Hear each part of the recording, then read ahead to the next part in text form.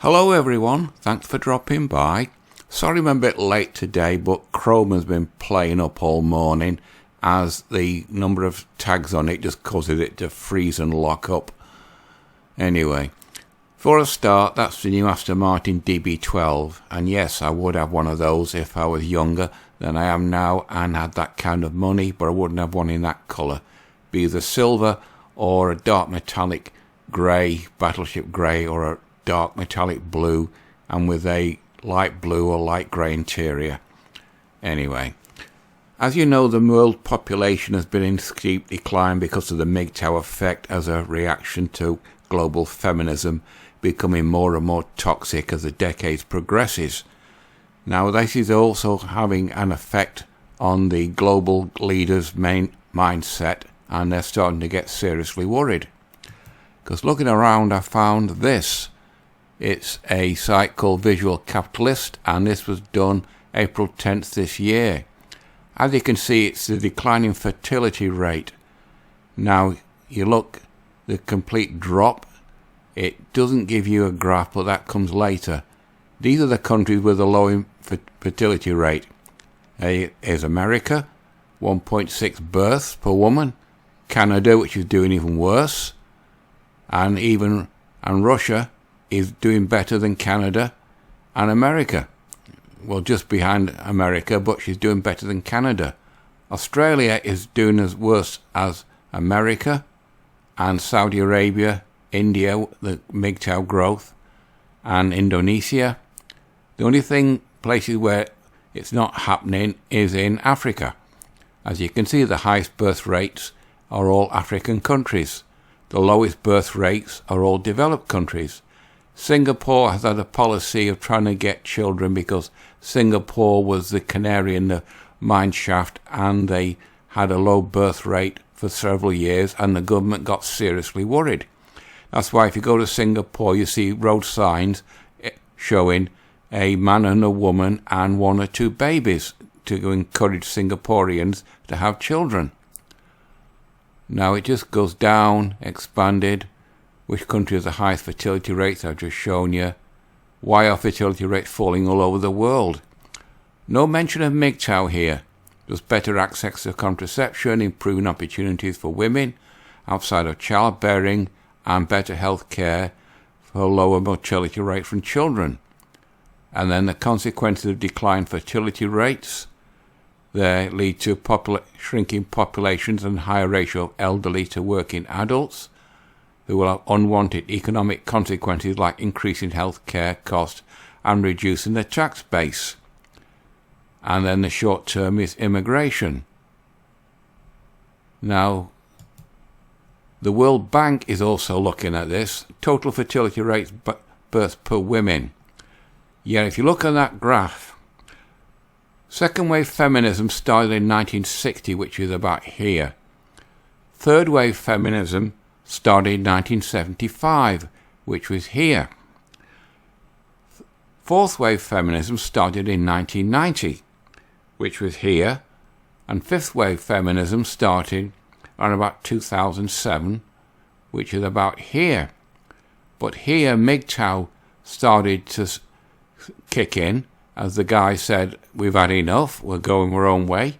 Women are too picky, we can't please them at all.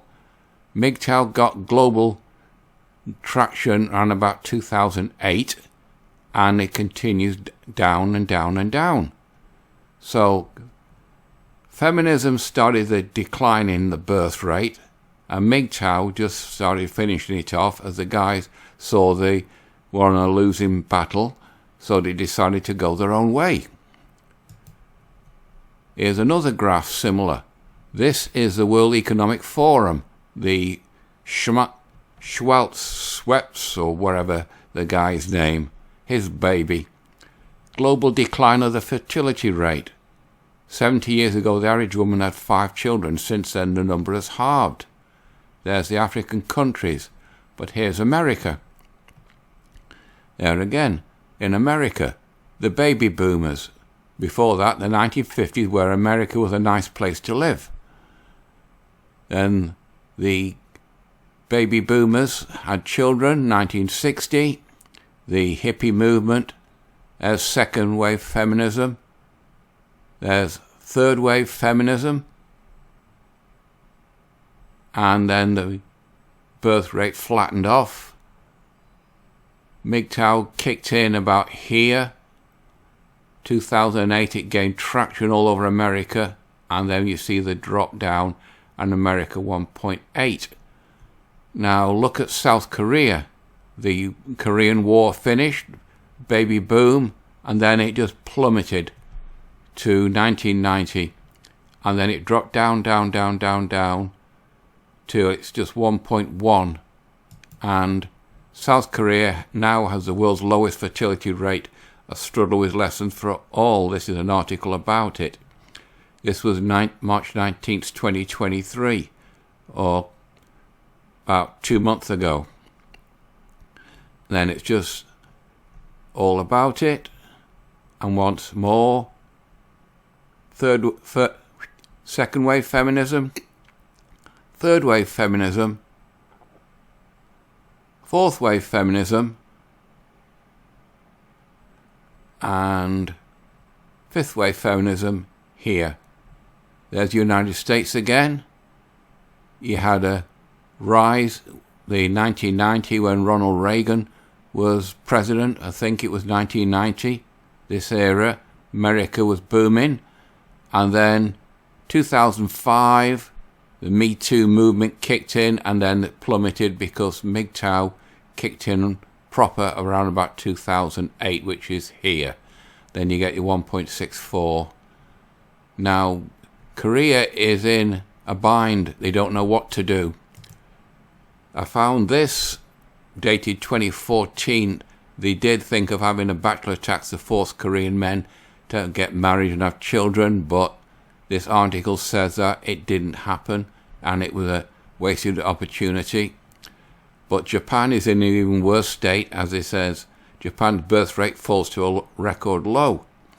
So it's a case of it, who's going to be the world leader, Japan or Korea? South Korea, that is. Japan's birth rates have fallen to an all-time low as their population crisis deepens. And this is the Evening Standard, which is a major newspaper in London. And it says Japan's birth rates are the lowest ever. Number of birth rates have plummeted for a record from 2022, new data has shown. Only saw 799,728 births in Japan, the lowest on record and the first dip below 800,000. These in serious trouble.